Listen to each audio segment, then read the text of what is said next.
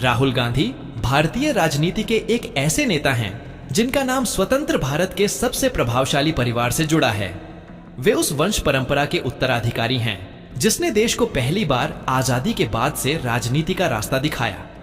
उनके परदादा पंडित जवाहरलाल नेहरू स्वतंत्र भारत के पहले प्रधानमंत्री रहे।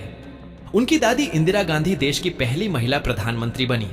उनके पिता राजीव गांधी भी प्रधानमंत्री के पद पर आसीन हुए। उनकी माता सोनिया गांधी लंबे समय तक कांग्रेस पार्टी की अध्यक्ष रहीं और भारतीय राजनीति की मुख्य धुरी बनी। इस प्रकार राहुल गांधी का जीवन शुरू से ही राष्ट्रीय और अंतरराष्ट्रीय ध्यान का केंद्र रहा। राहुल गांधी का जन्म नई दिल्ली में हुआ। उनके पिता उस समय राजनीति में सक्रिय नहीं थे और पेशे से विमान चालक थे। उनकी माता इटली से थीं और विवाह के बाद भारतीय संस्कृति और समाज से जुड़ गईं। बचपन में राहुल ने दिल्ली के प्रतिष्ठित विद्यालयों में पढ़ाई की। बाद में उन्हें देहरादून के दून स्कूल भेजा गया। उनकी शिक्षा का मार्ग सामान्य नहीं रहा। जब इंदिरा गांधी की हत्या हुई और राजीव गांधी प्रधानमंत्री बने, तब सुरक्षा कारणों से परिवार को बड़े बदलाव करने पड़े। राहुल और उनकी बहन प्रियंका को सामान्य बच्चों की तरह विद्यालय में भेजना कठिन हो गया। उन्हें कई बार स्कूल बदलने पड़े और फिर विदेश भेजा गया। राहुल ने उच्च शिक्षा का मार्ग विदेश में अपनाया। उन्होंने अमेरिका में अध्ययन प्रारंभ किया, लेकिन सुरक्षा कारणों से बीच में ही उन्हें विश्वविद्यालय छोड़ना पड़ा। इसके बाद उन्होंने फ्लोरिडा के एक कॉलेज से स्नातक की पढ़ाई पूरी की। आगे की शिक्षा के लिए वे इंग्लैंड चले गए और कैम्ब्रिज विश्वविद्यालय से विकास अध्ययन विषय में स्नातकोत्तर उपाधि प्राप्त की। इस दौरान उन्होंने अलग नाम का उपयोग किया ताकि सुरक्षा बनी रहे और वे सामान्य विद्यार्थी की तरह पढ़ाई कर सकें। पढ़ाई पूरी करने के बाद राहुल गांधी ने सीधे राजनीति का रास्ता नहीं चुना। उन्होंने लंदन में एक प्रबंधन परामर्श कंपनी में काम किया। इसके बाद भारत लौटकर एक निजी कंपनी स्थापित की और वहां निदेशक के रूप में कार्य किया। वे अपने पेशेवर जीवन से संतुष्ट दिखते थे, लेकिन उनके परिवार की राजनीतिक पृष्ठभूमि और जनता की अपेक्षाओं ने उन्हें राजनीति की ओर खींच लिया। राहुल गांधी का राजनीतिक जीवन तब शुरू हुआ जब उन्होंने उत्तर प्रदेश की अमेठी सीट से चुनाव लड़ा। यह वही क्षेत्र था जिसे उनके पिता और बाद में उनकी माता ने संभाला था। जनता ने उन्हें भारी समर्थन दिया और वे संसद पहुंचे। इसके बाद कांग्रेस पार्टी में उनकी भूमिका बढ़ने लगी। उन्हें महासचिव बनाया गया और युवा कांग्रेस तथा छात्र संगठन की जिम्मेदारी सौंपी गई। उन्होंने युवाओं को राजनीति में जोड़ने के लिए लगातार प्रयास किए। वे देश भर में यात्रा करते और छात्रों से मिलते। उन्होंने संगठन में चुनावी प्रक्रिया लागू करने का प्रयास किया ताकि युवा कार्यकर्ताओं को नेतृत्व का अवसर मिल सके। कांग्रेस पार्टी ने एक आम चुनाव में उल्लेखनीय सफलता हासिल की और इसमें राहुल गांधी के प्रयासों को भी योगदान माना गया। लेकिन अगले चुनाव में कांग्रेस को भारी पराजय का सामना करना पड़ा। विपक्ष ने राहुल गांधी की नेतृत्व क्षमता पर सवाल उठाए और उन्हें अनुभवहीन बताने की कोशिश की। इस समय से भारतीय राजनीति में नई दिशा देखने को मिली और नरेंद्र मोदी के नेतृत्व में भारतीय जनता पार्टी को बड़ी जीत मिली।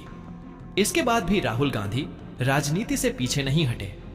उन्होंने गुजरात विधानसभा चुनाव में पूरी ताकत से प्रचार किया। जनता ने उन्हें सुना और उनकी छवि एक आक्रामक नेता की बनी। फिर लोकसभा चुनाव आया जिसमें वे कांग्रेस अध्यक्ष के रूप में उतरे।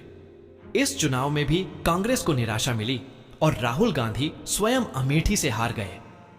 हालांकि उन्होंने केरल की वायनाड सीट से जीत हासिल की और संसद में अपनी उपस्थिति बनाए रखी। चुनाव परिणाम आने के बाद उन्होंने कांग्रेस अध्यक्ष पद से इस्तीफा दे दिया और कहा कि पार्टी को नए नेतृत्व की जरूरत है। राजनीतिक असफलताओं के बावजूद राहुल गांधी ने जनता से जुड़ने का प्रयास जारी रखा। उन्होंने भारत जोड़ो यात्रा के नाम से एक ऐतिहासिक यात्रा शुरू की। यह यात्रा कन्याकुमारी से शुरू हुई और कश्मीर तक पहुंची। इस दौरान उन्होंने हजारों किलोमीटर पैदल चलकर लोगों से संवाद किया। वे किसानों, मजदूरों, युवाओं, महिलाओं और समाज के हर वर्ग से मिले।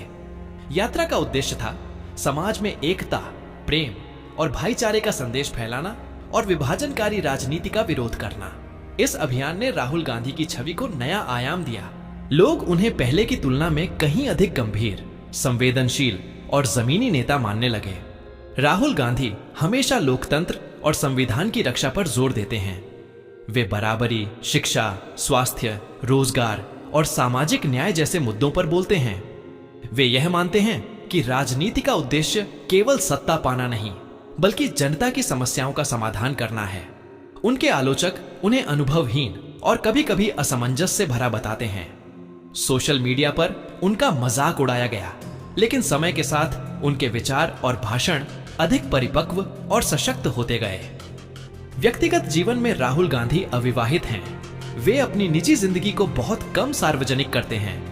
उन्हें पढ़ना, व्यायाम करना, खेल खेलना और प्रकृति में समय बिताना पसंद है। सुरक्षा कारणों से वे अपने निजी जीवन को गुप्त रखते हैं। उनका स्वभाव सादा है और वे अक्सर सरल कपड़ों में दिखाई देते हैं। आज की स्थिति में राहुल गांधी भारतीय राजनीति में सबसे प्रमुख विपक्षी नेताओं में गिने जाते हैं। वे संसद में सक्रिय रहते हैं और सरकार की नीतियों पर सवाल उठाते हैं। उनके सामने सबसे बड़ी चुनौती कांग्रेस को फिर से सशक्त बनाना है। कांग्रेस लंबे समय से कमजोर स्थिति में है और उसे नई ऊर्जा की जरूरत है। राहुल गांधी इस चुनौती को स्वीकार करते हैं और लगातार संगठन को मजबूत करने की कोशिश करते हैं। राहुल गांधी का जीवन भारतीय राजनीति की कठिनाइयों और जटिलताओं का आईना है। वे ऐसे परिवार से आते हैं जिसने देश को दशकों तक दिशा दी।